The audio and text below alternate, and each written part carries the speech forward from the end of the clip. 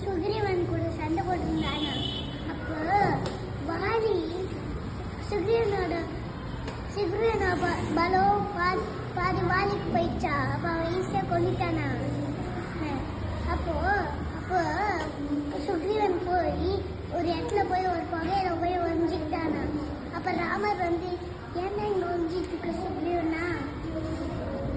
இல்லை ராமரா, இல்லை இந்த மாதிரி வாலி என்னோட எல்லா நாட்டும் கொடுக்க மாட்டேன்னு சொல்கிறான். அதனால நான் சொல்லிட்டேன், நான் வாலியை கொண்டுருவேன். இங்கே சுக்ரீவன் கூட நீ வாலி கூட சண்டை போட்டுட்டு இருக்க சுக்ரீவனா, நான் வில்ல எடுத்து அவன் மேலே விடுறேன். ஓகே சரி. அப்போ சுக்ரீவன் கூட வாயில சண்டை போட்டுருக்கும் போது அப்போ ராமர் என்ன பண்ணாரு, ஒரு பெரிய ஒரு அம்பு எடுத்து விட்டார். பாரு அப்படியே போய் அந்த வாலி மேல குத்திச்சான். அப்போ வாலி செத்து போயிட்டான் நெக்கிய விழுந்து. அப்ப ராமசோரன் எல்லாரும் தோக்கடிக்க போனானா. அப்போ கும்பகர்ணன் தூங்கிட்டு இருந்தாங்க. அப்ப அவன் 5 மாசத்துக்கு தூங்குவானா. அப்ப ஆஞ்சநேயர் கதை சொல்லு. ஆஞ்சநேயர் என்ன பண்ணாரா, கடல் பறந்து போனாராம். அப்போ ஆஞ்சநேயர் ராவணேஸ்வரனை தோக்கடிக்க போனாராம். அப்போ சீதாதேவி அங்க ஜெயில போட்டு லாக் பண்ணி சாயை போட்டு லாக் பண்ணிட்டாரா. யாரு லாக் பண்ணி வச்சிருந்தா சீதா தேவிய? ராவணேஸ்வரனா? ஓகே. அப்போதான் அனுமன் வந்து தோக்கடிச்சு சீதா தேவிய கூட்டிட்டு போயிட்டாராம். யார தோக்கடிச்சு? ராமேஸ்வரனை. ஓ. அப்ப சீதா தேவிய அந்த அந்த ஹவுஸ் ஓனர், அந்த வீடு ஹவுஸ் ஓனர் வந்து வாழ்ல தீ வச்சு விட்டுருங்கன்னு சொல்லிட்டாரு. தீ வச்சுட்டாங்களா.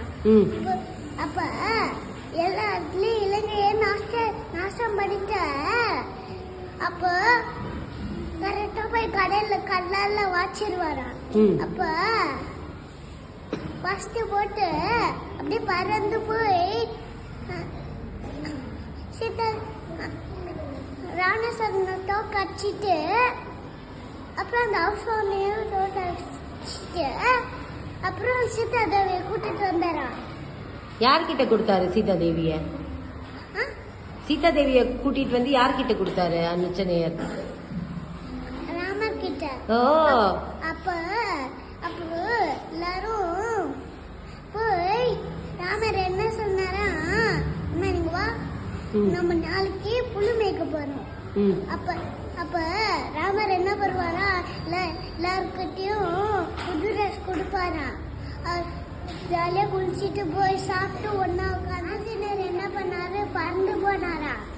பறந்து போய் சஞ்சீவி மேல தூக்கி வந்து லட்சுமணருக்கு ஒரு டாக்டர் இருப்பாரா, ஃபுல்லா ஒரு குரங்குல. அந்த டாக்டர் என்ன பண்ணுவாரா, செக் பண்ணி பாப்பாரா, இவர் மூச்சு ஆயிட்டாரு.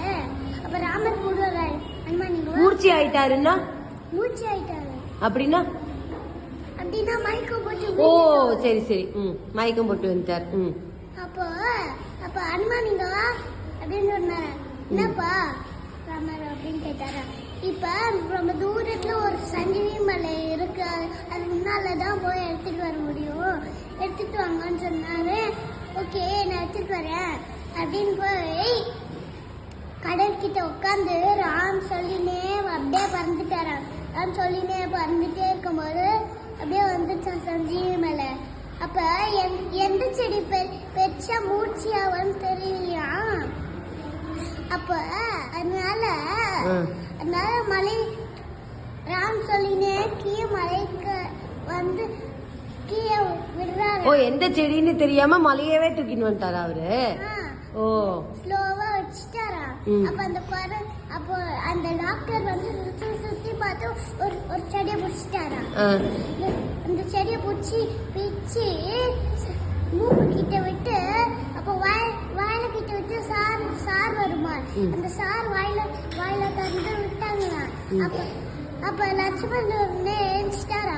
அப்ப ராணேஸ்வரனை உடனே தோக்கடிச்சிட்டு அப்புறம் சீதா தேவியை கூட்டிட்டு வந்துட்டு ராமன்